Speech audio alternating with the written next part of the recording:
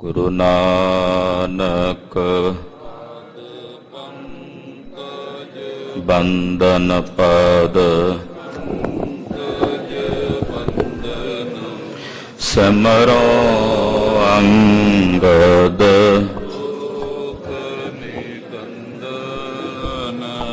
ਗੁਰ ਅਮਰਦਾਸ ਹਿਰਦੈ ਨਿਤ ਧਿਆਵੋ ਹਿਰਦੈ ਨਿਤ ਧਿਆਵੋ। ਸ੍ਰੀ ਗੁਰੂ ਰਾਮਦਾਸ ਗੁਣ ਗਾਵੋ। ਗੁਰੂ ਅਰਜਨ ਬਿਘਨਨ ਕੇ ਨਾਸਕ ਬਿਘਨਨ ਕੇ ਨਾਸਕ। ਹਰ ਗੋਬਿੰਦ ਸ਼ੁਭ ਮਤ ਪ੍ਰਕਾਸ਼ਕ। ਸ੍ਰੀ ਹਰਿ ਰਾਏ ਨਾਮੋ ਕਰ ਜੋਰੀ ਨਾਮੋ ਕਰ ਜੋਰੀ। ਸ੍ਰੀ ਹਰਿ ਕ੍ਰਿਸ਼ਨ ਮਨਾਉ ਬਹੋਰੀ।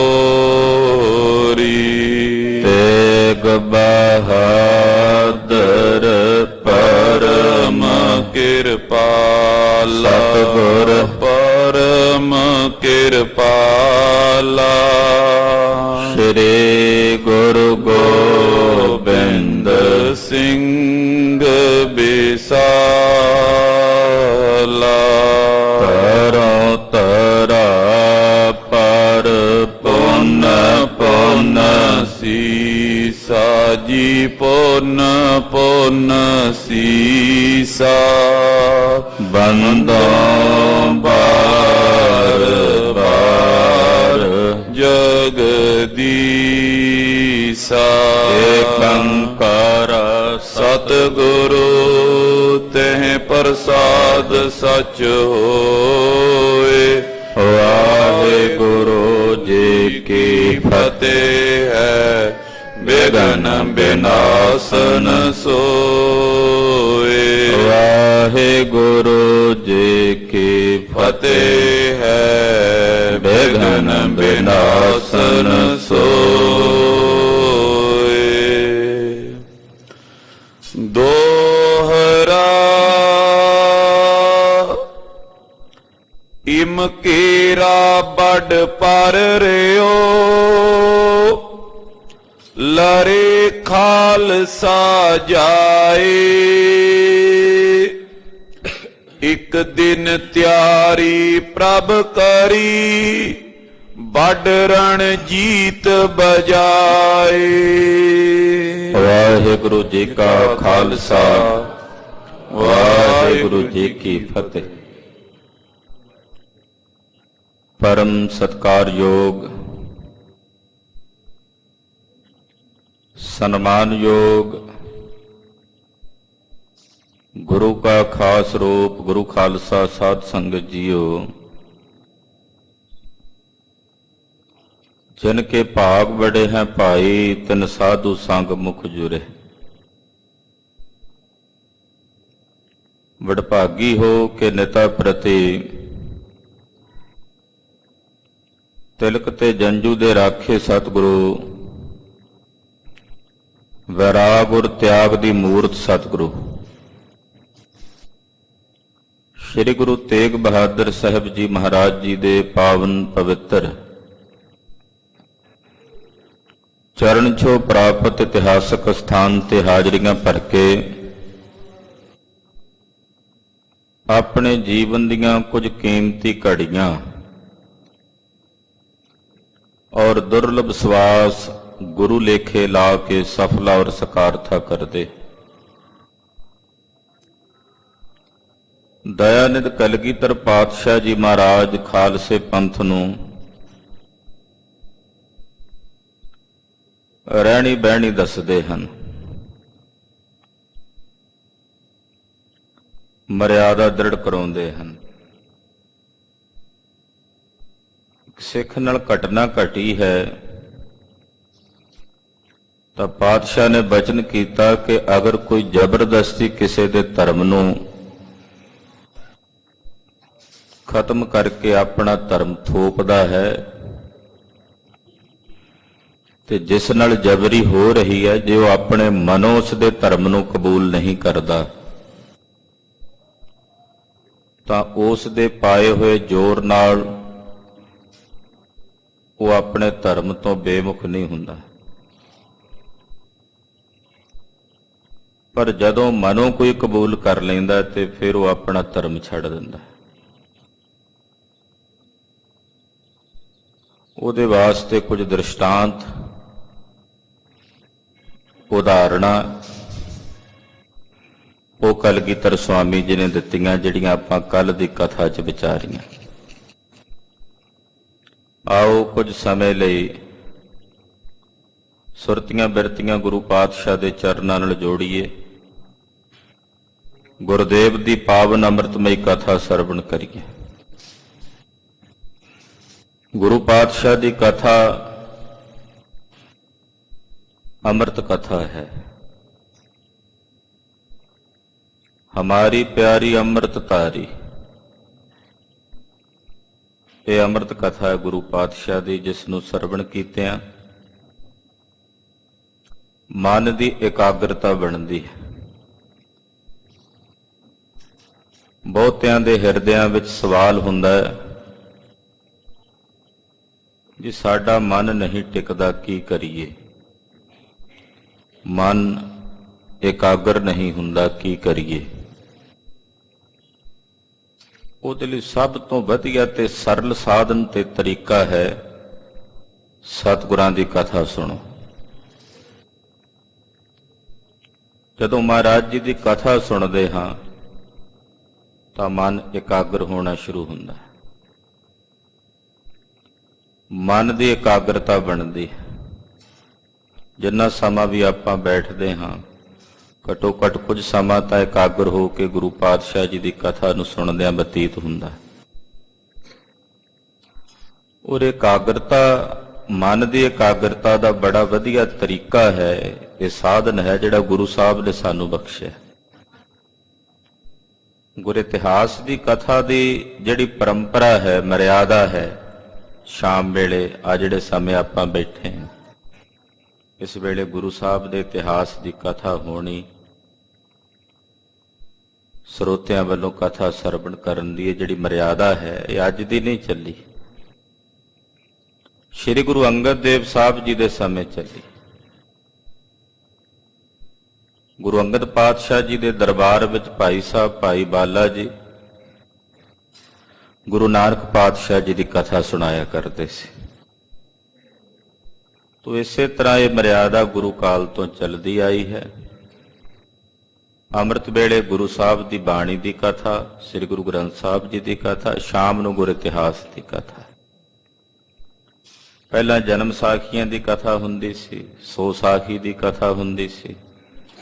ਜਦੋਂ ਭਾਈ ਸਾਹਿਬ ਜੀ ਨੇ ਗੁਰ ਪ੍ਰਤਾਪ ਲਿਖਿਆ, ਤਕਰੀਬਨ ਪੌਣੇ 200 ਸਾਲ ਹੋ ਗਏ,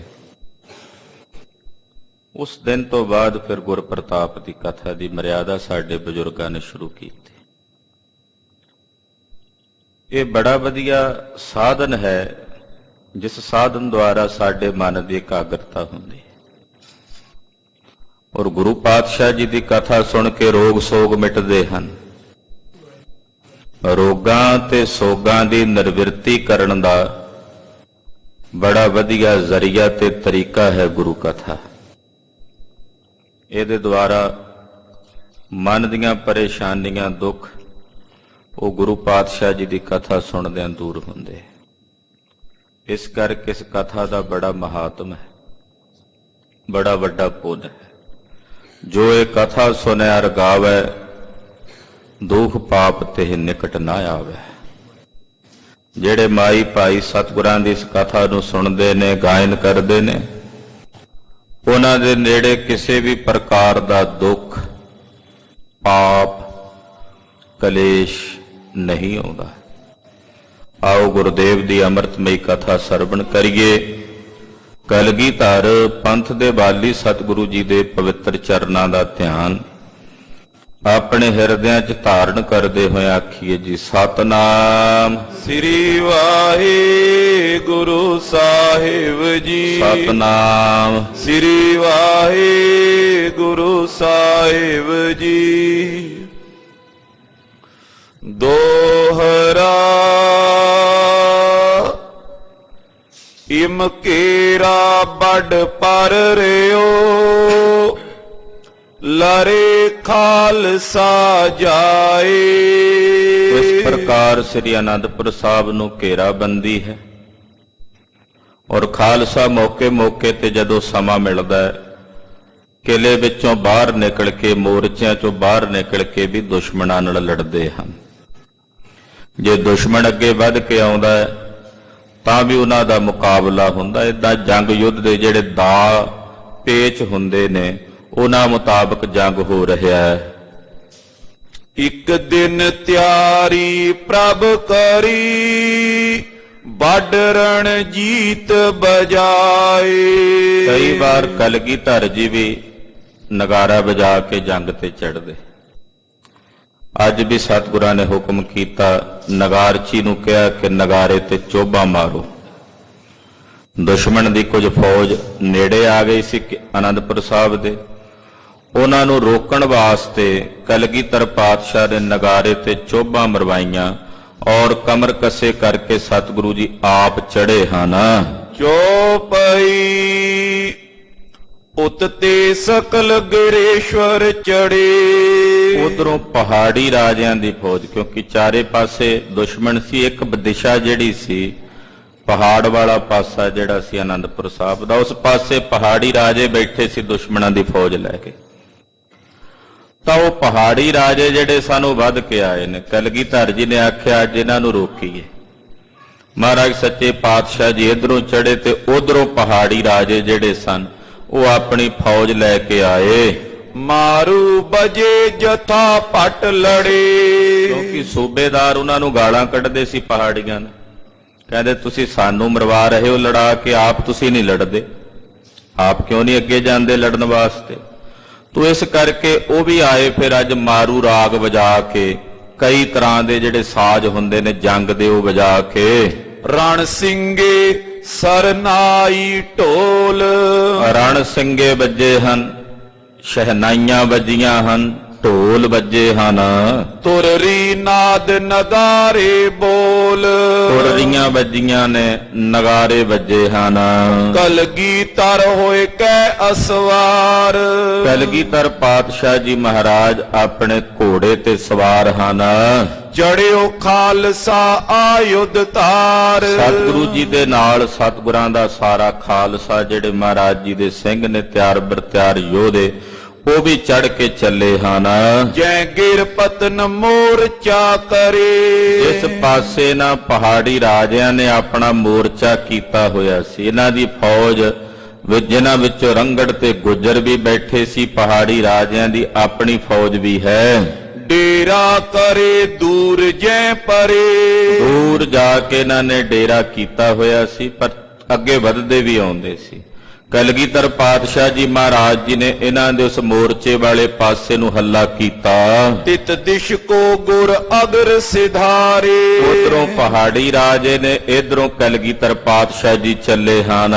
ਛੋਟੇ ਤੁਫੰਗਨ ਕੇ ਤੜਕਾਰੇ। ਦੋਹਾਂ ਪਾਸਿਓਂ ਬੰਦੂਕਾਂ ਦੀਆਂ ਗੋਲੀਆਂ ਕੜਕ ਦੇ ਕੇ ਚੱਲੀਆਂ। ਜੁਟਿਓ ਖਾਲਸਾ ਜੰਗ ਮਝਾਰਾ। ਪਾਤਸ਼ਾਹ ਜੀ ਦਾ ਖਾਲਸਾ ਮਹਾਰਾਜ ਜੀ ਦੇ ਹੁਕਮ ਨਾਲ ਜੰਗ ਦੇ ਮੈਦਾਨ ਵਿੱਚ ਦੁਸ਼ਮਣ ਦਲ ਨਾਲ ਜੁਟ ਗਿਆ ਲੜਨ ਲਈ। ਜੈ ਬਹੁ ਬਾਰੀ ਕਰੇ ਹੰਕਾਰਾ। ਕਈ ਵਾਰ ਸਿੰਘ ਪਹਿਲਾਂ ਜਿੰਨੀ ਵੇਰੀ ਵੀ ਲੜੇ ਨੇ ਜਿੱਤ ਮਿਲੀ ਹੈ। ਜਿੰਨੀ ਵੇਰੀ ਵੀ ਹੁਣ ਤੱਕ ਸਿੰਘ ਲੜੇ ਸਨ, ਹਰ ਵੇਰੀ ਸਿੰਘਾਂ ਨੂੰ ਜਿੱਤ ਪ੍ਰਾਪਤ ਸੀ। ਇਸ ਕਰਕੇ ਕੁਝ ਕੁ ਸਿੰਘਾਂ ਦੇ ਮਨਾਂ ਵਿੱਚ ਇਸ ਗੱਲ ਦਾ ਹੰਕਾਰ ਵੀ ਆ ਗਿਆ ਸੀ ਵੀ ਅਸੀਂ ਤਾਂ ਇਹਨਾਂ ਨਾਲ ਲੜ ਕੇ ਜਿੱਤ ਹੀ ਜਾਣਾ, ਇਹ ਪਹਾੜੀਆਂ ਨੇ ਕੀ ਸਾਡੇ ਨਾਲ ਲੜਨਾ। ਥੋੜਾ ਜਿਹਾ ਅਹੰਗ ਭਾਵ, ਹੁਣ ਜਿਹੜਾ ਹੰਕਾਰ ਹੈ ਉਹ ਗੁਰੂ ਜੀ ਨੂੰ ਨਹੀਂ ਪਾਉਂਦਾ, ਪਾਤਸ਼ਾਹ ਨੂੰ ਹੰਕਾਰ ਨਹੀਂ ਪਾਉਂਦਾ। ਹਰਜੂ ਹੰਕਾਰ ਨਾ ਭਾਵਈ, ਮਹਾਰਾਜ ਜੀ ਨੂੰ ਹੰਕਾਰ ਨਹੀਂ ਪਾਉਂਦਾ। ਸਿੰਘਾਂ ਦੇ ਕੁਝ ਸਿੰਘਾਂ ਦੇ ਮਨਾਂ ਵਿੱਚ ਹਉਮੈ ਆ ਗਈ ਕਿ ਅਸੀਂ ਇਹਨਾਂ ਨਾਲ ਪਹਿਲਾਂ ਕਈ ਵਾਰੀ ਲੜੇ ਹਾਂ ਤੇ ਜਿੱਤੇ ਹਾਂ। ਆਗੇ ਵਧਿਓ ਚਲਾਵਤ ਗੋਰੀ। ਗੁਰੂ ਪਾਤਸ਼ਾਹ ਨੇ ਕਿਹਾ ਸੀ ਵੀ ਸਿੰਘੋ ਅੱਗੇ ਨਹੀਂ ਵੱਧ ਕੇ ਜਾਣਾ, ਪਿੱਛੇ ਹੋ ਕੇ ਤੁਸੀਂ ਗੋਲੀ ਦਾਗਣੀ ਹੈ, ਕਿਉਂਕਿ ਦੁਸ਼ਮਣ ਦੀ ਗਿਣਤੀ ਵੱਧ ਹੈ। ਇਹ ਗੁਰੂ ਸਾਹਿਬ ਬਾਰ-ਬਾਰ ਕਹਿੰਦੇ ਸੀ ਸਿੰਘਾਂ ਨੂੰ ਕਿ ਅੱਗੇ ਵੱਧ ਕੇ ਦੁਸ਼ਮਣ ਦੇ ਨੇੜੇ ਜਾ ਕੇ ਨਹੀਂ ਮਾਰਨਾ ਉਹਨਾਂ ਨੂੰ, ਆਪਣੇ ਮੋਰਚੇ 'ਚ ਰਹਿਣਾ। ਦੁਸ਼ਮਣ ਆਵੇ ਵੱਧ ਕੇ ਉਹਨੂੰ ਮਾਰ ਕੇ ਢੇਰੀ ਕਰ ਦੇਣਾ, ਪਰ ਜਦੋਂ ਤੁਸੀਂ ਅੱਗੇ ਵੱਧ ਕੇ ਜਾਓਗੇ ਤੇ ਤੁਹਾਡਾ ਨੁਕਸਾਨ ਹੋਵੇਗਾ। ਪਰ ਸਿੰਘਾਂ ਦੇ ਇੱਥੇ ਹੁਣ ਮਨ ਵਿੱਚ ਆਈ ਹੋਈ ਸੀ ਸੂਖਮ ਹਉਮੈ ਦੀ ਕਣੀ, ਇਹ ਪਹਾੜੀਏ ਕੀ ਸਾਨੂੰ ਹਰਾਉਣਗੇ, ਅਸੀਂ ਇਹਨਾਂ ਨਾਲ ਕਈ ਵਾਰੀ ਲੜ ਕੇ ਜਿੱਤੇ ਆ। ਹੁਣ ਉਹ ਅੱਗੇ ਵੱਧ ਕੇ ਲੜਨ ਲੱਗੇ। ਗੁਰੂ ਸਾਹਿਬ ਜੀ ਦਾ ਜਿਹੜਾ ਬਚਨ ਸੀ ਉਹ ਬਚਨ ਵੀ ਇਹਨਾਂ ਨੂੰ ਭੁੱਲ ਗਿਆ। ਦੋਨੋਂ ਦਿਸ਼ ਕੇ ਉਰ ਸਿਰ ਪੋਰੀ। ਦੋਹਾਂ ਪਾਸਿਓਂ ਗੋਲੀਆਂ ਚੱਲੀਆਂ, ਸਿੰਘ ਵੀ ਅੱਗੇ ਵੱਧ ਕੇ ਜਾ ਕੇ ਗੋਲੀਆਂ ਦਾਗਣ ਲੱਗੇ। ਉਧਰੋਂ ਪਹਾੜੀਏ ਗੋਲੀਆਂ ਦਾਗਦੇ ਨੇ, ਸਿੰਘ ਵੀ ਸ਼ਹੀਦੀਆਂ ਪਾਉਣ ਲੱਗੇ ਤੇ ਬਹੁਤ ਸਾਰੇ ਪਹਾੜੀਏ ਵੀ ਮਰਨ ਲੱਗੇ। ਸਭ ਗਿਰਪਤੀ ਟੁਕੇ ਤਬ ਆਈ। ਉਧਰੋਂ ਪਹਾੜੀਆਂ ਨੇ ਸਾਰਿਆਂ ਨੇ ਵਿਉਂਤਬੰਦੀ ਬਣਾਈ ਹੋਈ ਸੀ, ਉਹ ਸਾਰੇ ਇਕੱਠੇ ਹੋ ਕੇ ਚੜ ਕੇ ਆ ਗਏ। ਲੈ ਲੈ ਨਿਜ ਸਿਪਾਹੀ ਸਮੁਦਾਈ। ਜਿੰਨੇ ਪਹਾੜੀ ਰਾਜੇ ਸਨ ਆਪੋ ਆਪਣੀ ਸੈਨਾ, ਆਪੋ ਆਪਣੇ ਸਿਪਾਹੀਆਂ ਦੇ ਜਥੇ ਲੈ ਕੇ ਆ ਗਏ। ਜਬ ਆਪਸ ਮੈਂ ਦੇ ਦਲ ਜੁਟੇ। ਜਦੋਂ ਦੋਹਾਂ ਪਾਸਿਓਂ ਆਪਸ ਵਿੱਚ ਦਲ ਜੁਟ ਗਏ, ਗੁਲਕਾਂ ਲਗ ਲਗ ਅੰਗਨ ਫੁਟੇ। ਗੋਲੀਆਂ ਵੱਜ ਕੇ ਸੂਰਮਿਆਂ ਦੇ ਅੰਗ ਟੁੱਟ ਰਹੇ ਹਨ, ਅੰਗ ਭੰਗ ਹੋ ਰਹੇ ਹਨ। ਸਨਮੁਖ ਹੋਏ ਨਹੀਂ ਮੁਖ ਫੇਰੈ। ਸਨਮੁਖ ਹੋ ਕੇ ਆਪਣਾ ਮੂੰਹ ਨਹੀਂ ਫੇਰਦੇ, ਆਪਣਾ ਮੂੰਹ ਨਹੀਂ ਮੋੜਦੇ। ਬਜਿਓ ਸਾਰ ਸੋ ਸਾਰ ਬਡੇਰੇ। ਲੋਹੇ ਤੇ ਲੋਹਾ ਵੱਜਦਾ ਹੈ, ਲੋਹੇ ਤੇ ਲੋਹੇ ਦੀ ਮਾਰ ਹੁੰਦੀ ਹੈ। ਖੋਵਨ ਸਿੰਘਨ ਕੋ ਹੰਕਾਰ। ਮਹਾਰਾਜ ਜੀ ਨੇ ਵੇਖਿਆ ਕਿ ਸਿੰਘ ਅੱਗੇ ਜ਼ਿਆਦਾ ਵੱਧ ਕੇ ਚਲੇ ਗਏ ਨੇ ਤੇ ਅਸੀਂ ਇਹਨਾਂ ਨੂੰ ਵਰਜਿਆ ਵੀ ਹੈ, ਪਰ ਇਹਨਾਂ ਅੰਦਰ ਹੰਕਾਰ ਦੀ ਬਿਰਤੀ ਆ ਗਈ ਹੈ, ਸੂਖਮ ਹਉਮੈ ਆ ਗਈ ਹੈ। ਇਹ ਹੰਕਾਰ ਇਹਨਾਂ ਦਾ ਦੂਰ ਕਰਨਾ ਚਾਹੀਏ, ਸਿੰਘਾਂ ਦਾ ਹਉਮੈ ਨੂੰ ਦੂਰ ਕਰਨਾ ਚਾਹੀਦਾ। ਇਹ ਕਲਗੀਧਰ ਜੀ ਨੇ ਵਿਚਾਰਿਆ। ਗੁਰੂ ਮੁਰੇ ਤਬ ਜੰਗ ਮਝਾਰ। ਮਹਾਰਾਜ ਜੀ ਨੇ ਇਸ਼ਾਰਾ ਵੀ ਕੀਤਾ ਸਿੰਘੋ ਵਾਪਸ ਪਰਤ ਆਓ, ਪਰ ਉਹ ਨਹੀਂ ਪਰਤੇ। ਫਿਰ ਪਾਤਸ਼ਾਹ ਜੀ ਨੇ ਆਪ ਹੀ ਘੋੜਾ ਆਪਣਾ ਫੇਰ ਲਿਆ। ਗੁਰਦੇਵ ਨੇ ਆਪ ਮੂੰਹ ਮੋੜਿਆ, ਆਨੰਦਪੁਰ ਸਾਹਿਬ ਨੂੰ ਘੋੜਾ ਮੋੜ ਲਿਆ। ਪੀਛੇ ਕਾਏ ਸਕਿਸ਼ਤ ਪਲਾਈ। ਜਦੋਂ ਮਹਾਰਾਜ ਜੀ ਨੇ ਘੋੜਾ ਮੋੜਿਆ ਤੇ ਉਧਰੋਂ ਪਹਾੜੀਆਂ ਦਾ ਜ਼ੋਰ ਪੈ ਗਿਆ। ਇੱਥੋਂ ਇੱਕ ਗੱਲ ਸਮਝਣ ਵਿੱਚ ਆ ਜਾਣੀ ਚਾਹੀਦੀ ਹੈ ਕਿ ਖਾਲਸੇ ਵਿੱਚ ਗੁਰੂ ਸਾਹਿਬ ਜੀ ਦੀ ਹੀ ਦ੍ਰਿਸ਼ਟੀ ਦੀ ਕਲਾ ਹੈ, ਜਿਸ ਕਲਾ ਦੇ ਨਾਲ ਉਹ ਲੜਦੇ ਨੇ। ਜੇ ਕਿਤੇ ਪਾਤਸ਼ਾਹ ਆਪਣੀ ਦ੍ਰਿਸ਼ਟੀ ਫੇਰ ਲੈਂਦੇ ਨੇ ਤਾਂ ਇੱਕਦਮ ਉਹ ਸ਼ਕਤੀਹੀਣੇ ਹੋ ਜਾਂਦੇ ਹੈ। ਇਸ ਕਰਕੇ ਇਹ ਗੱਲ ਖਾਲਸੇ ਦੀ ਸਿਮਰਤੀ ਵਿੱਚ ਵਸਾਣੀ ਸੀ ਗੁਰੂ ਸਾਹਿਬ ਨੇ ਕਿ ਖਾਲਸੇ ਵਿੱਚ ਗੁਰੂ ਸਾਹਿਬ ਜੀ ਦੀ ਕਲਾ ਵਰਤਦੀ ਹੈ। ਗੁਰੂ ਸਾਹਿਬ ਦੀ ਕਲਾ ਵਰਤਦੀ ਔਰ ਜ਼ਾਹਰ ਕਲਾ ਪਹਿਲਾਂ ਵੀ ਵਰਤਦੀ ਰਹੀ ਹੈ, ਹੁਣ ਵੀ ਵਰਤ ਰਹੀ ਹੈ ਤੇ ਅੱਗੇ ਵੀ ਵਰਤੇਗੀ। ਇਹ ਕੋਈ ਕਲਾ ਹੀ ਹੈ ਨਾ ਕਿ ਹਜ਼ਾਰਾਂ ਦੀ ਗਿਣਤੀ ਵਿੱਚ,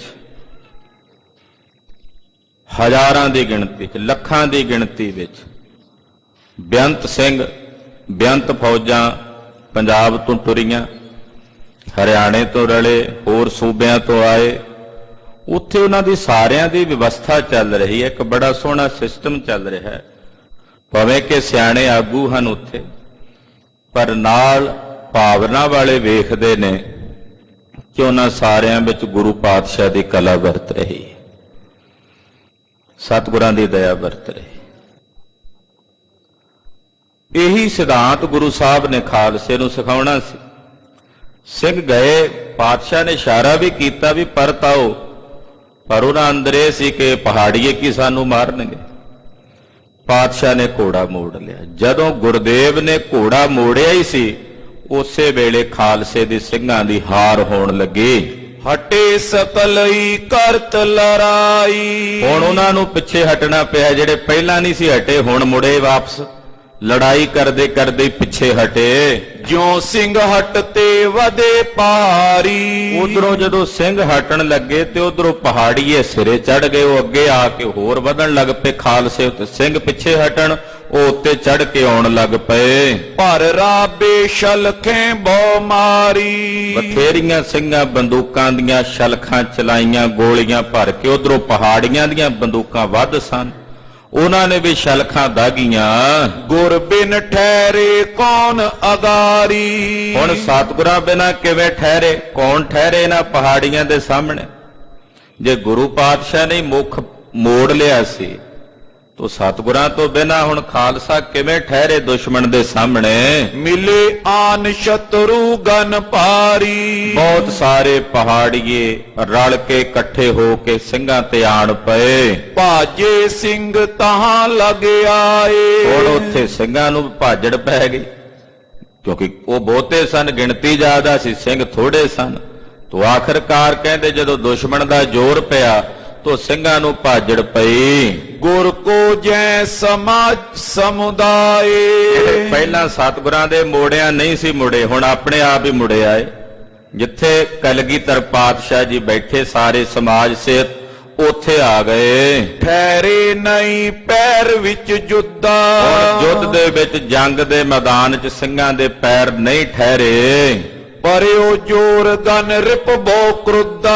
ਦੁਸ਼ਮਣ ਦਾ ਬਹੁਤ ਜ਼ਿਆਦਾ ਭਾਰੀ ਜ਼ੋਰ ਪੈ ਗਿਆ, ਉਹ ਬੜੇ ਰੋਸ ਤੇ ਰੋਹ ਵਿੱਚ ਚੜ ਕੇ ਆਏ। ਕਿਤਕ ਤਬੇਲਾ ਸੋ ਲੁੱਟ ਗਏ ਹੋ। ਹੁਣ ਸਿੰਘਾਂ ਦੇ ਕੋਲ ਜਿਹੜੇ ਘੋੜੇ ਸਨ, ਘੋੜੇ ਖੋਏ ਗਏ ਕਈਆਂ ਦੇ ਘੋੜੇ ਉਹ ਸਿਪਾਹੀ ਜਿਹੜੇ ਪਹਾੜੀਆਂ ਦੇ ਸਨ ਉਹ ਖੋਹ ਕੇ ਲੈ ਗਏ। ਧਨ ਪਟ ਆਦਿਕ ਸ਼ਤਰਨ ਲਿਓ। ਤੇ ਕਿਸੇ ਕੋਲ ਥੋੜੀ ਬਹੁਤੀ ਮਾਇਆ ਸੀ ਸਿੰਘਾਂ ਕੋਲੋਂ, ਉਹ ਵੀ ਖੋਹ ਕੇ ਲੈ ਗਏ। ਇਸ ਪ੍ਰਕਾਰ ਨਾਲ ਜੇ ਕੋਈ ਕੱਪੜਾ ਬਸਤਰ ਸੀ ਕਿਸੇ ਕੋਲ ਘੋੜੇ ਤੇ ਪਾਇਆ ਉਹ ਵੀ ਲੈ ਗਏ। ਖਰੇ ਪਏ ਨੈ ਸਕੇ ਹਟਾਏ। ਥੋੜਾ ਬਹੁਤਾ ਸਮਾਨ ਨਾਲ ਲੈ ਗਏ ਸੀ, ਬਾਹਰ ਵੀ ਜੇ ਕਿਤੇ ਲੜਨਾ ਪਿਆ ਉੱਥੇ ਬਾਹਰ ਛਾਮਣੀ ਪਾਣੀ ਪਈ ਤੇ ਪਾ ਲਵਾਂਗੇ। ਉਹ ਜਿੰਨਾ ਸਮਾਨ ਸੀ ਸਾਰਾ, ਘੋੜੇ, ਕੁਝ ਕੱਪੜੇ ਵਗੈਰਾ ਜਾਂ ਕੁਝ ਹੋਰ ਮਾਇਆ ਦੇ ਥੋੜੇ ਬਹੁਤੇ ਗੱਫੇ ਸਨ ਸਿੰਘਾਂ ਪਾਸ, ਉਹ ਪਹਾੜੀਏ ਆ ਕੇ ਸਾਰਾ ਕੁਝ ਖੋਹ ਕੇ ਲੈ ਗਏ। ਰਹੇ ਸਿੰਘ ਬਲ ਅਧਿਕ ਲਗਾਏ। ਕਿੱਥੋਂ ਲੈ ਗਏ? ਜਿੱਥੇ ਮੋਰਚਾ ਸੀ ਸਿੰਘਾਂ ਦਾ, ਮੋਰਚੇ ਦੇ ਵਿੱਚੋਂ ਲੈ ਗਏ। ਤੇ ਸਿੰਘਾਂ ਦਾ ਬਲ ਉਹਨਾਂ ਦੁਸ਼ਮਣਾਂ ਤੇ ਨਹੀਂ ਚੱਲ ਸਕਿਆ। ਸਿੱਖ ਰੋਵੇ ਬੋਖਰੇ ਪੁਕਾਰੇ। ਹੁਣ ਮੋਰਚਾ ਵੀ ਉਹ ਪਹਾੜੀਆਂ ਨੇ ਮਾਰ ਲਿਆ, ਸਿੰਘਾਂ ਨੂੰ ਪਿੱਛੇ ਹਟ ਕੇ ਆਉਣਾ ਪਿਆ ਮੋਰਚੇ ਤੋਂ। ਮੋਰਚਾ ਵਿੱਚ ਤਾਂ ਸਮਾਨ ਰੱਖਿਆ ਹੀ ਹੁੰਦਾ ਨਾ ਸਿੰਘਾਂ ਨੇ, ਆਪਣੇ ਕੱਪੜੇ ਰਾਜਸਾਜ ਵੀ ਰੱਖਿਆ ਹੁੰਦਾ, ਉੱਥੇ ਮਾਇਆ ਵੀ ਰੱਖੀ ਹੁੰਦੀ ਆ, ਉੱਥੇ ਘੋੜੇ ਵੀ ਬੰਨੇ ਹੁੰਦੇ, ਉਹ ਲੈ ਗਏ ਪਹਾੜੀਏ ਖੋਲ ਕੇ। ਸਿੰਘ ਹੁਣ ਵਾਪਸ ਆਏ ਤੇ ਕਲਗੀਧਰ ਪਾਤਸ਼ਾਹ ਜੀ ਦੇ ਕੋਲ ਆ ਕੇ ਕਈ ਸਿੰਘਾਂ ਦੀਆਂ ਅੱਖਾਂ ਭਰ ਆਈਆਂ। ਵੱਡ ਹੋਇਓ ਨੁਕਸਾਨ ਉਚਾਰੇ। ਮਹਾਰਾਜ ਜੀ ਨੂੰ ਆ ਕੇ ਕਹਿਣ ਲੱਗੇ, ਸਤਿਗੁਰੂ ਜੀ ਬੜਾ ਨੁਕਸਾਨ ਹੋਇਆ ਸਿੰਘਾਂ ਦਾ, ਆਪ ਜੀ ਦੇ ਖਾਲਸੇ ਦਾ ਬੜਾ ਵੱਡਾ ਨੁਕਸਾਨ ਹੋਇਆ। ਸ਼੍ਰੀ ਸਤਿਗੁਰ ਅਬ ਜੀਤੇ ਕੈਸੇ। ਮਹਾਰਾਜ ਹੁਣ ਅਸੀਂ ਕਿਵੇਂ ਜਿੱਤਾਂਗੇ ਇਹਨਾਂ ਨੂੰ? ਇਹ ਸਾਡਾ ਬੜਾ ਵੱਡਾ ਨੁਕਸਾਨ ਕਰ ਗਏ ਨੇ। ਇਤੋ ਸਮਾਜ ਗਇਓ ਲੁੱਟੇ ਐਸੇ। ਮਹਾਰਾਜ ਸਾਡਾ ਇੰਨਾ ਸਮਾਜ ਸੀ, ਮੋਰਚਿਆਂ ਵਿੱਚ ਘੋੜੇ ਸਨ, ਕੱਪੜੇ ਵਗੈਰਾ ਸਨ, ਮਾਇਆ ਵੀ ਪਈ ਹੋਈ ਸੀ, ਹੋਰ ਵੀ ਕੁਝ ਵਸਤੂਆਂ ਪਈਆਂ ਸਨ। ਮਹਾਰਾਜ ਉਹ ਪਹਾੜੀ ਲੁੱਟ ਕੇ ਲੈ ਗਏ ਨੇ। ਕਿਮ ਜੀਵੈ ਸ਼ਰਮਿੰਦਤ ਹੋਇ ਕੈ। ਮਹਾਰਾਜ ਸਾਡਾ ਤਾਂ ਮਰਨ ਹੋ ਗਿਆ ਵੀ ਅਸੀਂ ਅੱਜ ਤੱਕ ਹਾਰੇ ਨਹੀਂ, ਹੁਣ ਸਾਨੂੰ ਹਾਰਨਾ ਪਿਆ ਵੀ ਅਸੀਂ ਇਦਾਂ, ਉਹ ਸਾਡੇ ਮੋਰਚੇ ਵਿੱਚੋਂ ਸਾਡਾ ਰਾਜ ਸਾਜ ਲੁੱਟ ਕੇ ਲੈ ਗਏ ਨੇ, ਇਦਾਂ ਸ਼ਰਮਿੰਦਾ ਹੋ ਕੇ ਅਸੀਂ ਮਹਾਰਾਜ ਜੀ ਹੁਣ ਕਿਵੇਂ ਜੀਵਾਂਗੇ?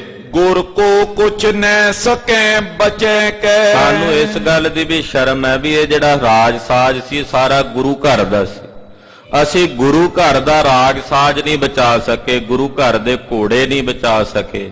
ਸਾਨੂੰ ਇਸ ਗੱਲ ਦੀ ਸ਼ਰਮ ਹੈ, ਇਸ ਸ਼ਰਮ ਨਾਲ ਅਸੀਂ ਕਿਵੇਂ ਜੀਵਾਂਗੇ? ਖਰੇ ਹੋਏ ਪੁਨ ਤਜੀ ਤੁਫੰਗੈ। ਅਸੀਂ ਖਲੋ ਕੇ ਬਥੇਰੀਆਂ ਬੰਦੂਕਾਂ ਦੀਆਂ ਗੋਲੀਆਂ ਮਾਰੀਆਂ ਦਾਗੀਆਂ।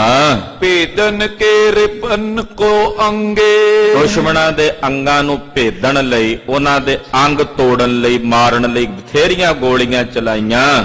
ਗਨ ਵਸਤੂ ਲੈ ਹਟੇ ਪਹਾੜੀ। ਪਰ ਉਹ ਪਹਾੜੀਏ ਵੱਧ ਸਨ, ਸਾਡੇ ਮੋਰਚੇ ਚੋਂ ਆ ਕੇ ਸਾਡੀਆਂ ਵਸਤੂਆਂ ਲੁੱਟ ਮਾਰ ਕਰਕੇ ਲੈ ਗਏ ਨੇ। ਮੋਰਚਨ ਮੈਂ ਕਾਇਮ ਤ੍ਰਿਤ ਤਾਰੀ। ਮਹਾਰਾਜ ਅਸੀਂ ਮੋਰਚਿਆਂ ਵਿੱਚ ਕਾਇਮ ਰਹੇ, ਹੌਸਲਾ ਕਰਕੇ ਧੀਰਜ ਰੱਖ ਕੇ। ਉਦੇ ਸਿੰਘ ਆਦਿਕ ਭਟ ਵੀਰ, ਭਾਈ ਉਦੇ ਸਿੰਘ ਆਦਿਕ ਜਿੰਨੇ ਤੁਹਾਡੇ ਸੂਰਮੇ ਹਨ, ਰਣ ਤੇ ਹਟ ਪਹੁੰਚੇ ਗੁਰ ਤੀਰ। ਉਹ ਸਾਰੇ ਸਿੰਘ ਜੰਗ ਦੇ ਵਿੱਚੋਂ ਹਟ ਕੇ ਵਾਪਸ ਕਲਗੀਧਰ ਜੀ ਕੋਲ ਆ ਗਏ। ਕਰ ਜੋਰਤ ਅੰਦੇਸਾ ਧਰੈ, ਨਾਲੇ ਹੱਥ ਜੋੜਦੇ ਨੇ ਨਾਲੇ ਅੰਦੇਸਾ ਕਰਦੇ। ਮਹਾਰਾਜ ਹੋਇਆ ਕੀ ਹੈ ਸਮਝ ਨਹੀਂ ਆਈ ਵੀ ਏਦਾਂ ਹਾਰਨੇ ਨਹੀਂ ਸੀ ਚਾਹੀਦੇ।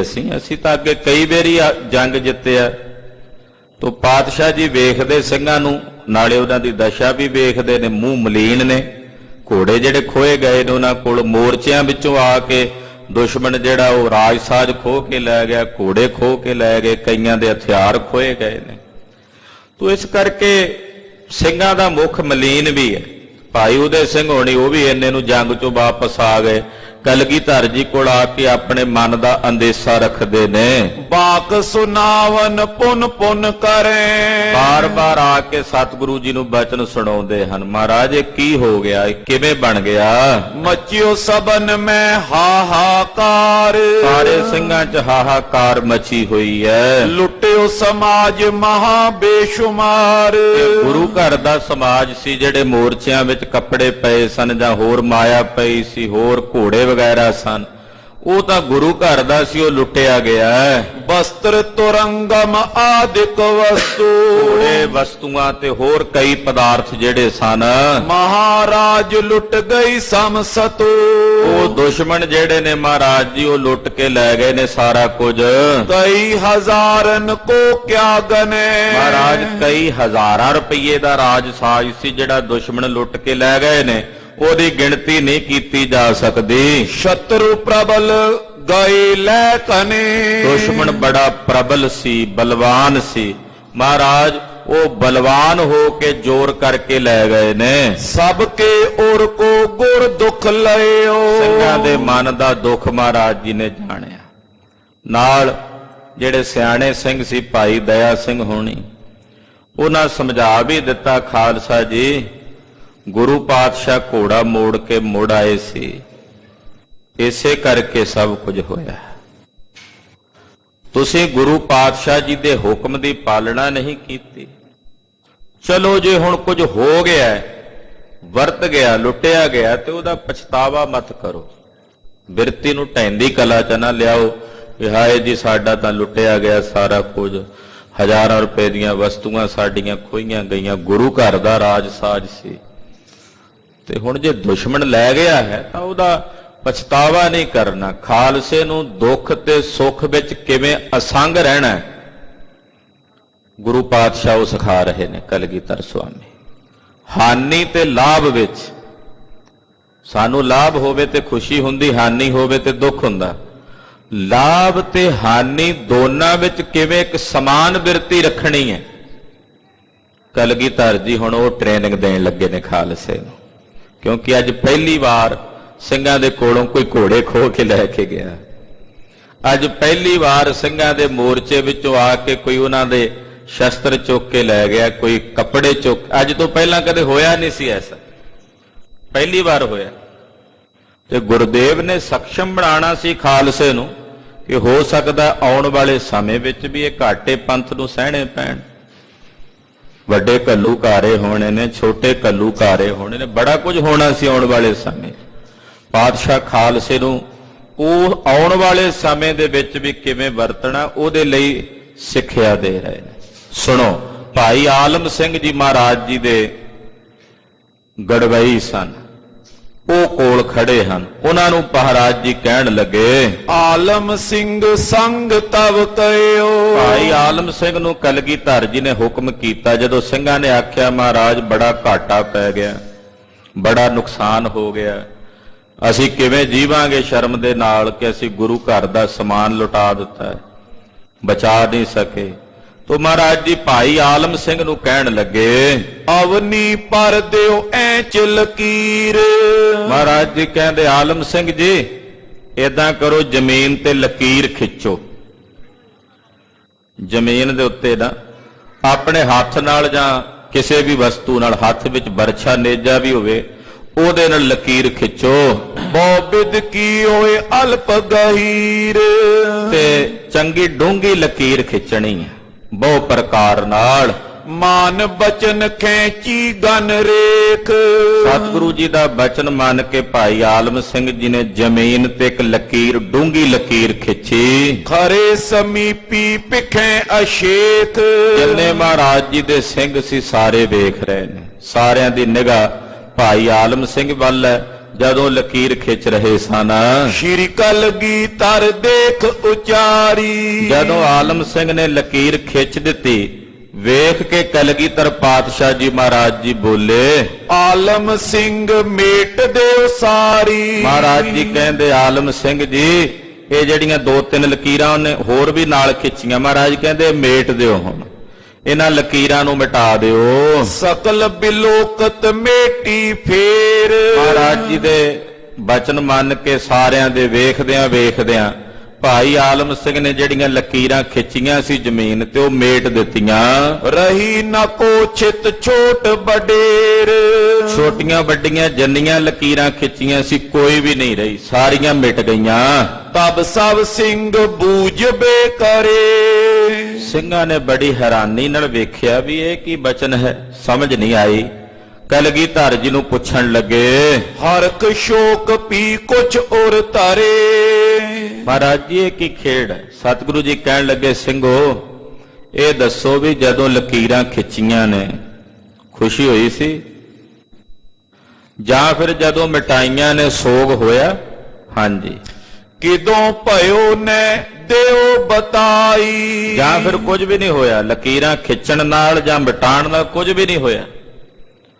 ਜੇ ਖੁਸ਼ੀ ਹੋਈ ਤਾਂ ਵੀ ਦੱਸੋ, ਲਕੀਰਾਂ ਖਿੱਚਣ ਨਾਲ ਮਿਟਾਈਆਂ ਨੇ ਤਾਂ ਗਮ ਹੋਇਆ ਤਾਂ ਦੱਸੋ। ਜਾਂ ਫਿਰ ਕੋਈ ਅਸਰ ਨਹੀਂ ਹੋਇਆ ਲਕੀਰਾਂ ਖਿੱਚਣ ਦਾ ਜਾਂ ਮਿਟਾਉਣ ਦਾ, ਤੁਹਾਡੇ ਤੇ ਕੋਈ ਪ੍ਰਭਾਵ ਨਹੀਂ ਪਿਆ। ਰੇਖ ਦੇਖ ਕਰਕੇ ਬਿਨਸਾਈ। ਤੁਸੀਂ ਉਹ ਰੇਖਾਵਾਂ ਵੇਖੀਆਂ ਵੀ ਨੇ, ਤੁਹਾਡੇ ਵੇਖਦਿਆਂ ਵੇਖਦਿਆਂ ਉਹ ਰੇਖਾਵਾਂ ਮਿਟਾ ਵੀ ਦਿੱਤੀਆਂ ਨੇ।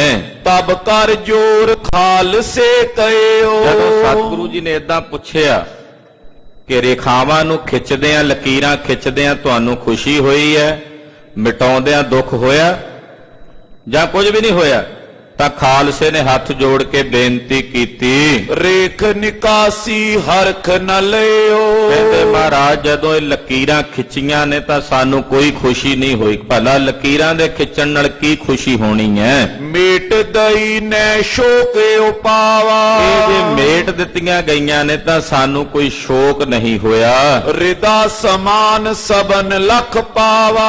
ਮਹਾਰਾਜ ਜੀ ਸਾਰਿਆਂ ਦਾ ਹਿਰਦਾ ਇੱਕ ਸਮਾਨ ਹੈ, ਸਭ ਨੇ ਜਾਣ ਲਿਆ। ਸੁਨ ਸਿੰਘਨ ਤੇ ਗੁਰੂ ਬਖਾਨਾ। ਸੁਣ ਕੇ ਕਲਗੀਧਰ ਪਾਤਸ਼ਾਹ ਫਿਰ ਬੋਲੇ, ਸਿੰਘਾਂ ਨੂੰ ਕਹਿਣ ਲੱਗੇ, ਹਰਖ ਨ ਸ਼ੋਕ ਜਥਾ ਤੁਮ ਜਾਨਾ। ਮਹਾਰਾਜ ਜੀ ਕਹਿੰਦੇ, ਸਿੰਘੋ ਜਿਵੇਂ ਤੁਸੀਂ ਇਹ ਵੇਖਿਆ ਨਾ ਲਕੀਰਾਂ ਖਿੱਚਦਿਆਂ ਤਾਂ ਮਿਟਾਉਂਦਿਆਂ ਤੁਹਾਨੂੰ ਨਾ ਖੁਸ਼ੀ ਹੋਈ ਹੈ ਨਾ ਸੋਗ ਹੋਇਆ, ਤਥਾ ਗੁਰੂ ਕੋ ਹੋਏ ਨਾ ਕੋਈ। ਇਸੇ ਤਰ੍ਹਾਂ ਗੁਰੂ ਦੀ ਬਿਰਤੀ ਹੈ। ਜੇ ਗੁਰੂ ਘਰ ਵਿੱਚੋਂ ਇਹ ਧਨ ਸੰਪਦਾ ਜਿਹੜੇ ਘੋੜੇ ਉਹ ਖੋਏ ਗਏ, ਕਿਉਂਕਿ ਸਿੰਘਾਂ ਨੂੰ ਤਾਂ ਇਸ ਗੱਲ ਦਾ ਦੁੱਖ ਸੀ ਨਾ ਵੀ ਅਸੀਂ ਗੁਰੂ ਘਰ ਦਾ ਜਿਹੜਾ ਇਹ ਕੁਝ ਬਚਾ ਨਹੀਂ ਸਕੇ, ਲੁੱਟਿਆ ਗਿਆ। ਮਹਾਰਾਜ ਜੀ ਕਹਿੰਦੇ ਗੁਰੂ ਨੂੰ ਇਹਦੇ ਜਾਣ ਦਾ ਕੋਈ ਦੁੱਖ ਨਹੀਂ ਹੈ। ਆਇਆ ਆਉਣ ਦੀ ਖੁਸ਼ੀ ਨਹੀਂ, ਗਿਆ ਹੈ ਤੇ ਜਾਣ ਦਾ ਦੁੱਖ ਵੀ ਨਹੀਂ ਹੈ।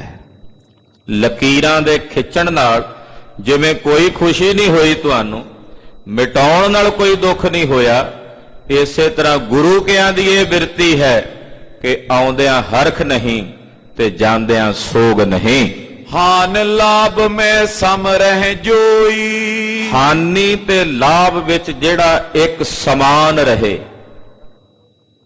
ਲਾਭ ਤੇ ਹਾਨੀ ਬੜਾ ਔਖਾ ਕੰਮ ਹੈ। ਹਾਨੀ ਤੇ ਲਾਭ ਦੋਨਾਂ ਵਿੱਚ ਇੱਕ ਸਮਾਨ ਰਹੇ।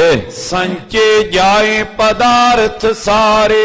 ਜੇ ਸਾਰੇ ਪਦਾਰਥ ਇਕੱਠੇ ਕਰ ਲਏ ਜਾਣ, ਦਰਬ ਆਦ ਜੇ ਰਤਨ ਉਦਾਰੇ। ਧਨ ਰਤਨ ਹੀਰੇ ਹੋਰ ਬਹੁਤ ਸਾਰੇ ਗਹਿਣੇ ਆਦਿਕ, ਗਜ ਬਾਜੀ ਜਿਨ ਮੋਲ ਵਿਸਾਲੇ। ਘੋੜੇ ਹਾਥੀ ਜਿਹੜੇ ਬਹੁ ਮੁੱਲੇ ਕੀਮਤੀ ਹੋਣ ਉਹ ਇਕੱਠੇ ਕਰ ਲਏ ਜਾਣ। ਮੁਕਤਾ ਹੀਰੇ ਬ੍ਰਿੰਦ ਪ੍ਰਵਾਲੇ, ਮੋਤੀ ਹੀਰੇ ਪ੍ਰਵਾਲ ਸ਼ਬਦ ਪੰਨੇ ਇਹ ਇਕੱਠੇ ਕਰ ਲੈਣ। ਇਤਿਆਦਿਕ ਪਿਖ ਆਪਣੀ ਜਾਨ, ਇਹ ਸਾਰੀਆਂ ਚੀਜ਼ਾਂ ਵੇਖ ਕੇ ਵੀ ਇਹ ਸਾਡੇ ਖਜ਼ਾਨੇ ਵਿੱਚ ਹਨ।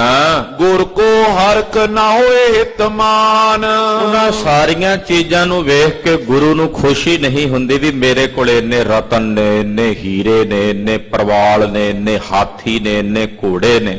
ਇਹ ਸਾਰਾ ਕੁਝ ਵੇਖ ਕੇ ਗੁਰੂ ਨੂੰ ਕੋਈ ਖੁਸ਼ੀ ਨਹੀਂ ਹੁੰਦੀ।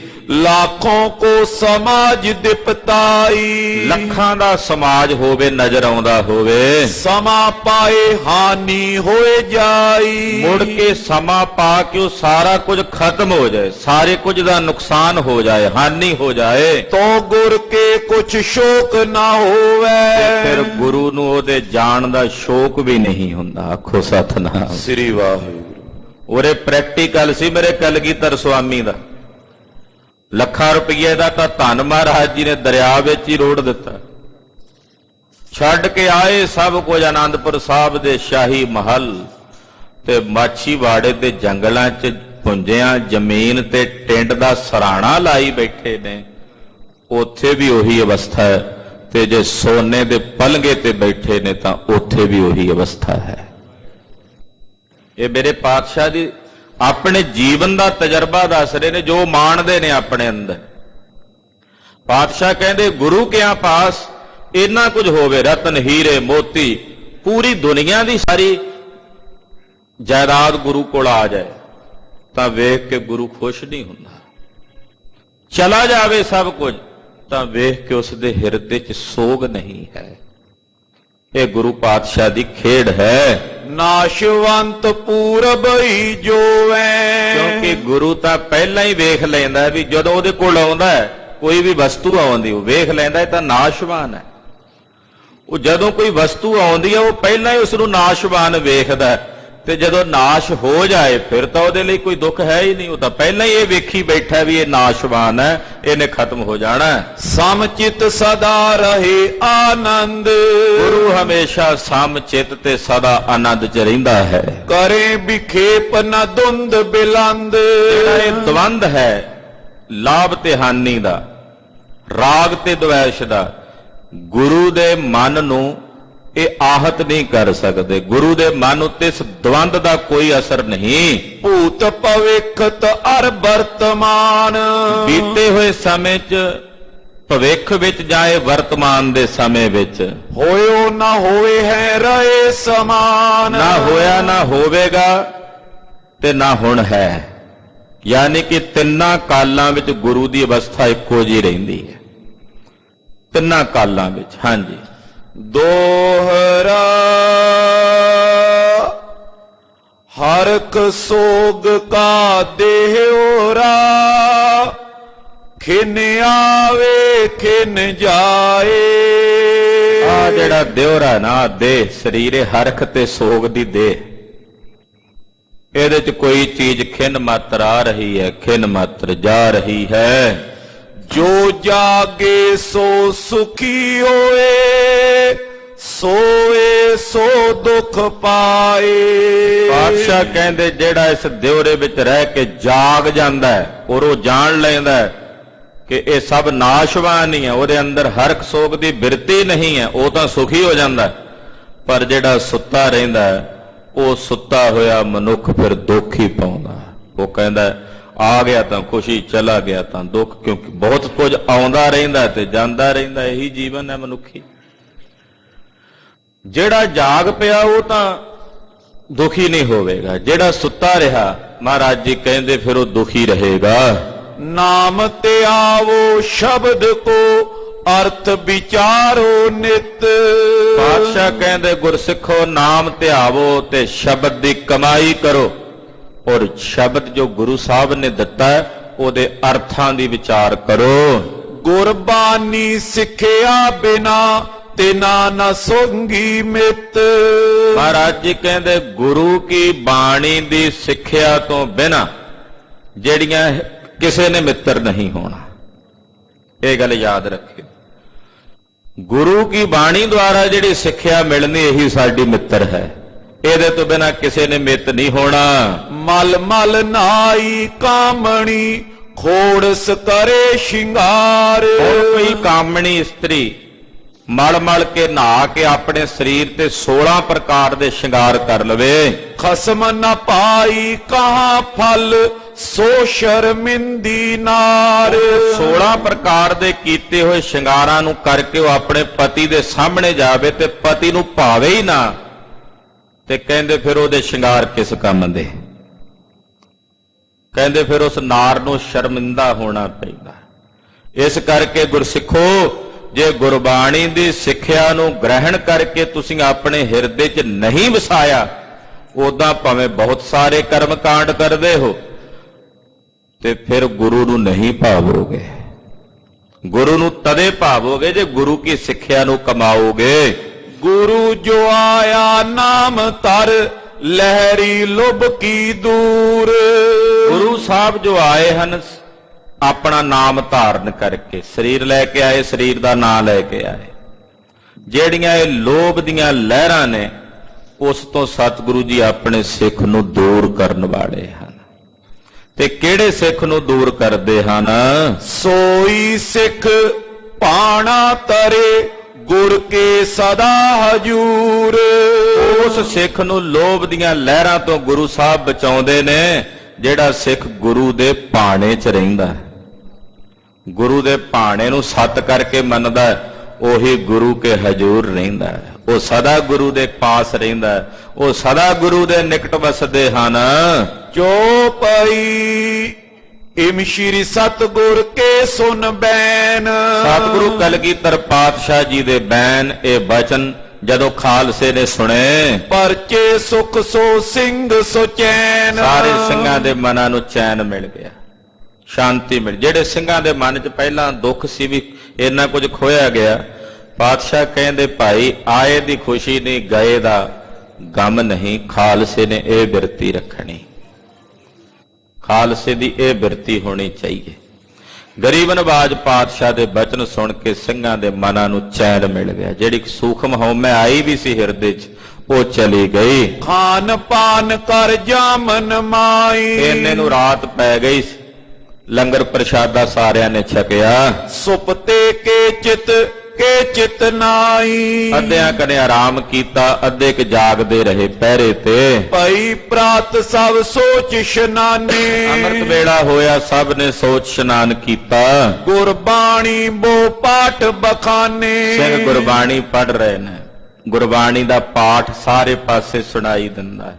ਅੰਮ੍ਰਿਤ ਵੇਲੇ ਗੁਰਬਾਣੀ ਦੀਆਂ ਗੂੰਜਾਂ ਪੈ ਰਹੀਆਂ। ਦਿਨੇ ਜਿੱਥੇ ਬੰਦੂਕਾਂ ਦੀ ਕੜਾਕੜੀ ਹੁੰਦੀ ਹੈ, ਤਲਵਾਰਾਂ ਨਾਲ ਮਾਰ ਦਿਓ, ਕੱਟ ਦਿਓ ਦੀ ਆਵਾਜ਼ ਸੁਣਾਈ ਦਿੰਦੀ ਹੈ, ਉੱਥੇ ਅੰਮ੍ਰਿਤ ਵੇਲੇ ਜਪਜੀ ਸਾਹਿਬ ਦੀ ਬਾਣੀ ਦੀਆਂ ਗੂੰਜਾਂ ਪੈਂਦੀਆਂ। ਉੱਥੇ ਅੰਮ੍ਰਿਤ ਵੇਲੇ ਆਸਾ ਜੀ ਦੇ ਵਾਰ ਦੇ ਕੀਰਤਨ ਦੀਆਂ ਛਹਿਬਰਾਂ ਹੁੰਦੀਆਂ, ਕਿਉਂਕਿ ਸੰਤ ਬਿਰਤੀ ਔਰ ਸਿਪਾਹੀ ਬਿਰਤੀ ਦੋਵੇਂ ਇੱਥੇ ਕੰਮ ਕਰ ਰਹੀਆਂ ਹਨ। ਸੂਰਜ ਉਦੇ ਗੁਰੂ ਟਿਕ ਆਏ। ਲੋ ਲੱਗੀ, ਸਿੰਘ ਸਾਰੇ ਇਕੱਠੇ ਹੋ ਕੇ ਸਤਿਗੁਰਾਂ ਕੋਲ ਆਏ। ਨੈ ਸਿੰਘਨ ਕੇ ਮੁਖ ਬਿਕਸਾਏ। ਸਿੰਘਾਂ ਦੇ ਚਿਹਰੇ ਹਲੇ ਵੀ ਖਿੜੇ ਹੋਏ ਨਹੀਂ ਸਨ, ਕਿਉਂਕਿ ਕਦੇ ਹਾਰੇ ਨਹੀਂ ਸੀ ਪਹਿਲਾਂ। ਅੱਜ ਤੋਂ ਪਹਿਲਾਂ ਕਦੇ ਭੱਜ ਕੇ ਨਹੀਂ ਸੀ ਆਏ ਜੰਗ ਦੇ ਮੈਦਾਨ 'ਚੋਂ।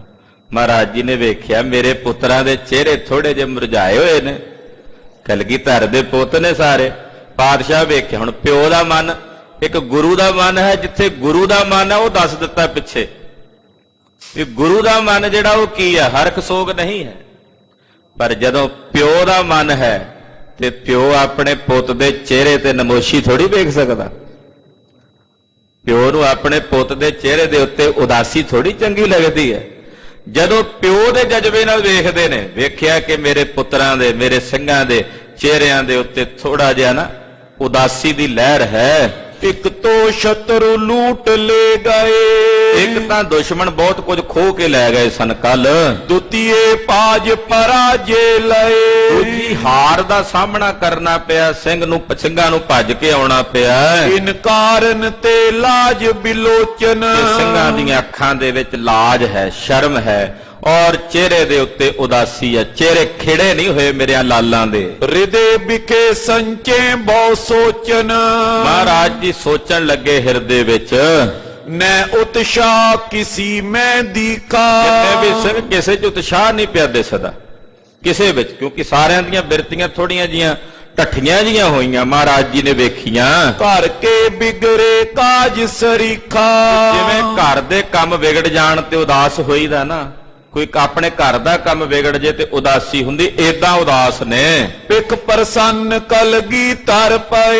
ਮਹਾਰਾਜ ਜੀ ਵੇਖ ਕੇ ਨਾ ਸਿੰਘਾਂ ਦੇ ਚਿਹਰਿਆਂ ਵੱਲ ਬਾਦਸ਼ਾਹ ਬੋਲੇ, ਪ੍ਰਸੰਨ ਹੋ ਕੇ ਬੋਲੇ, ਪ੍ਰੇਮ ਆਪਨ ਮੈਂ ਪਰਖਨ ਕਏ। ਕਿਹਾ ਵੀ ਮੇਰੇ ਸਿੰਘਾਂ ਨੂੰ ਮੇਰੇ ਪ੍ਰੇਮ 'ਚ ਰੰਗੇ ਹੋਏ ਨੇ। ਇਹਨਾਂ ਨੂੰ ਇਸ ਗੱਲ ਦਾ ਦੁੱਖ ਨਹੀਂ ਵੀ ਘੋੜੇ ਚਲੇ ਗਏ ਨੇ, ਇਹਨਾਂ ਨੂੰ ਇਸ ਗੱਲ ਦਾ ਦੁੱਖ ਨਹੀਂ ਕਿ ਹਥਿਆਰ, ਇਹਨਾਂ ਨੂੰ ਇਸ ਗੱਲ ਦਾ ਦੁੱਖ ਹੈ ਵੀ ਗੁਰੂ ਪਾਤਸ਼ਾਹ ਦੇ ਘੋੜੇ ਸਨ। ਇਹਨਾਂ ਨੂੰ ਇਹ ਪ੍ਰੇਮ ਹੈ ਵੀ ਗੁਰੂ ਪਾਤਸ਼ਾਹ ਦਾ ਸੀ ਰਾਜ ਸਾਜ, ਗੁਰੂ ਘਰ ਦਾ ਸੀ, ਤਾਂ ਲੁੱਟਿਆ ਗਿਆ, ਖੋਇਆ ਗਿਆ, ਇਸ ਗੱਲ ਦਾ ਦੁੱਖ ਹੈ। ਮਹਾਰਾਜ ਜੀ ਨੇ ਜਦੋਂ ਏਦਾਂ ਵੇਖਿਆ, ਅਰਪਿਓ ਸਭਨ ਅਗਾਰੀ ਸੀਸ, ਸਾਰਿਆਂ ਨੇ ਮੇਰੇ ਅੱਗੇ ਆਪਣਾ ਸੀਸ ਅਰਪਣ ਕੀਤਾ ਹੋਇਆ ਹੈ। ਇਮ ਲਖ ਦਇਆ ਕਰੀ ਜਗਦੀਸ਼, ਜਗਤ ਦੇ ਈਸ਼ਵਰ ਸਤਿਗੁਰਾਂ ਨੇ ਇਹਨਾਂ ਤੇ ਦਇਆ ਕੀਤੀ। ਫਿਰ ਕਯੋ ਅਖਿਲ ਸਨ ਤਬੇ ਸੁਨਾਏ। ਗਰੀਬ ਨਵਾਜ ਪਾਤਸ਼ਾਹ ਜੀ ਬੋਲੇ ਕੜਕਵੀਂ ਆਵਾਜ਼ ਵਿੱਚ, ਮੇਰਾ ਸਿੱਖ ਸੋਈ ਚਿਤ ਪਾਏ। ਮਹਾਰਾਜ ਜੀ ਕਹਿੰਦੇ ਮੇਰਾ ਸਿੱਖ ਉਹੀ ਹੈ, ਮੇਰੇ ਚਿੱਤ ਨੂੰ ਉਹੀ ਭਾਉਂਦਾ ਹੈ। ਚੜੇ ਜੰਗ ਕੋ ਸ਼ਸਤਰ ਸੁਤਾਰੇ, ਜਿਹੜਾ ਜੰਗ ਦੇ ਮੈਦਾਨ ਨੂੰ ਚੜਿਆ ਹੀ ਰਹੇ ਹੱਥ 'ਚ ਸ਼ਸਤਰ ਪਕੜ ਕੇ, ਮੇਰਾ ਉਹੀ ਸਿੱਖ ਹੈ, ਉਹੀ ਮੈਨੂੰ ਭਾਉਂਦਾ।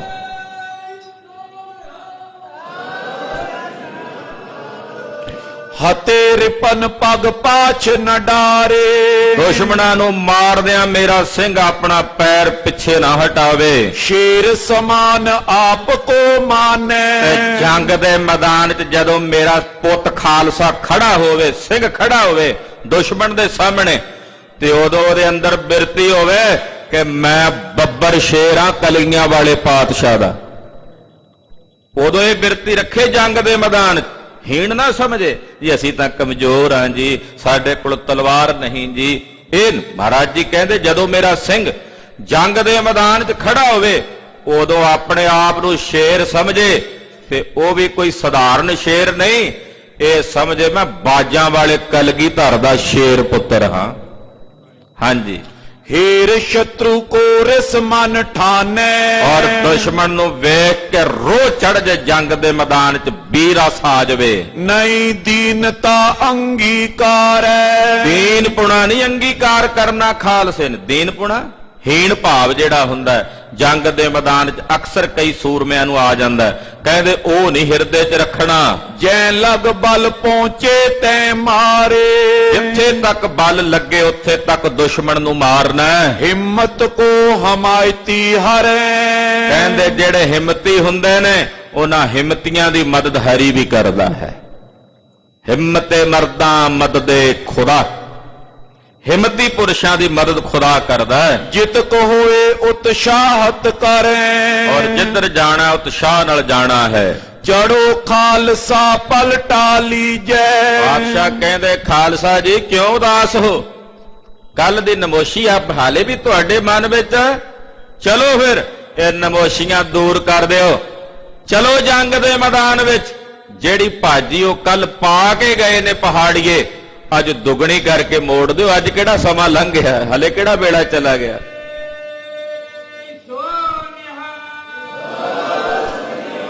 ਬਾਦਸ਼ਾਹ ਵੇਖਿਆ ਮੇਰੇ ਸਿੰਘਾਂ ਦਾ ਮਨ ਉਤਸ਼ਾਹ ਜਿਹੜਾ ਉਹ ਢੈਂਦਾ ਜਾ ਹੋਇਆ ਪ੍ਰਤੀਤ ਹੋ ਰਿਹਾ। ਮਹਾਰਾਜ ਜੀ ਕਹਿੰਦੇ ਹਾਲੇ ਨਹੀਂ ਕੁਝ ਗਿਆ, ਤੁਹਾਡੇ ਹੱਥਾਂ 'ਚ ਸ਼ਸਤਰ ਨੇ, ਤੁਸੀਂ ਸੂਰਮੇ ਹੋ, ਯੋਧੇ ਹੋ।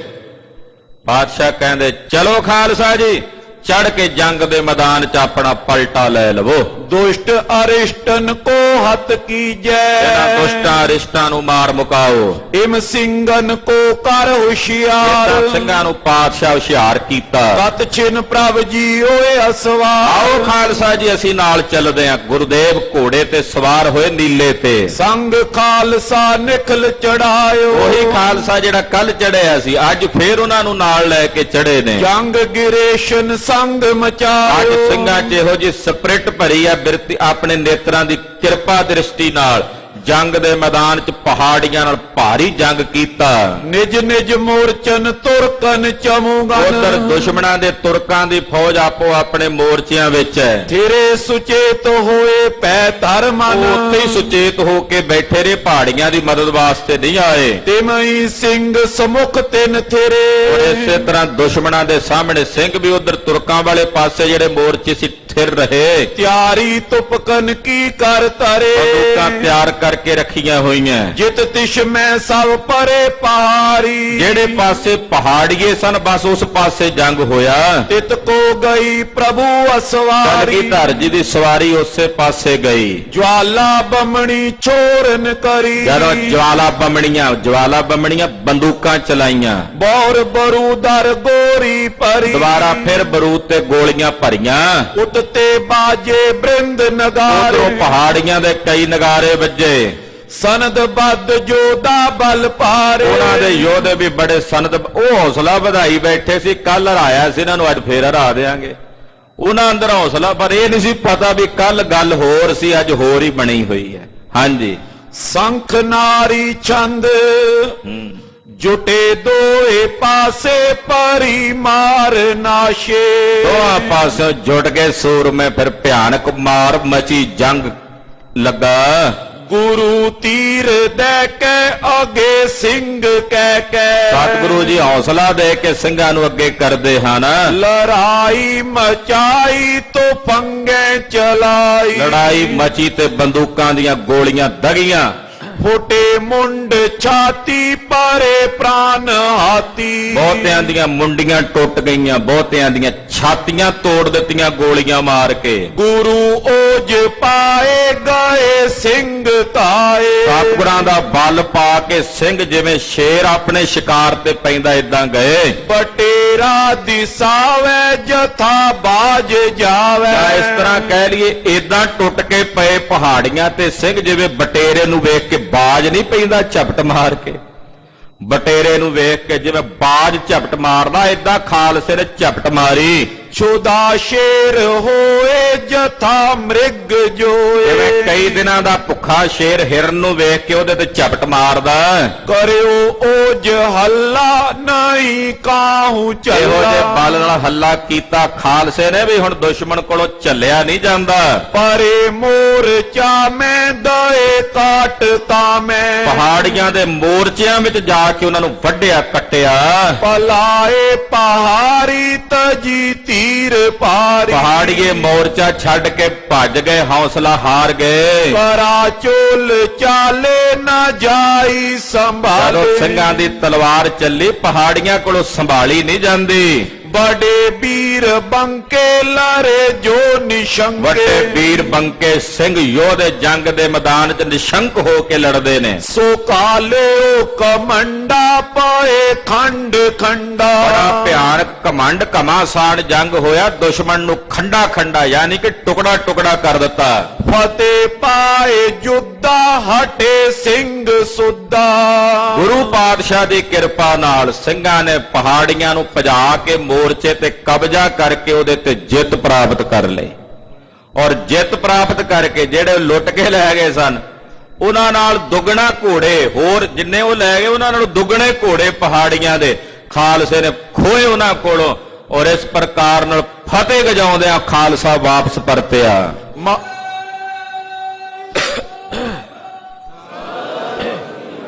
महामोद कायो विजय को बजायो बड़ी खुशी खालसे ਦੇ ਚਿਹਰੇ ਜਿਹੜੇ ਮੁਰਝਾਏ ਹੋਏ ਖੇੜਿਆਂ ਨਾਲ ਖਿੜ ਗਏ ਔਰ ਜਿੱਤ ਦੇ ਨਾਦ ਵਜਾਉਂਦੇ ਆਉਂਦੇ ਨੇ। ਬੜੋ ਨਾਦ ਹੋਵਾ ਗੁਰੂ ਦਰਸ ਜੋਆ ਆ ਕੇ ਖਿੜਿਆਂ ਚਿਹਰਿਆਂ ਨਾਲ ਕਲਗੀਧਰ ਦੇ ਦਰਸ਼ਨ ਕੀਤੇ। ਮਹਾਰਾਜ ਜੀ ਵੇਖਿਆ ਮੇਰੇ ਪੁੱਤ ਖਿੜ ਗਏ ਨੇ।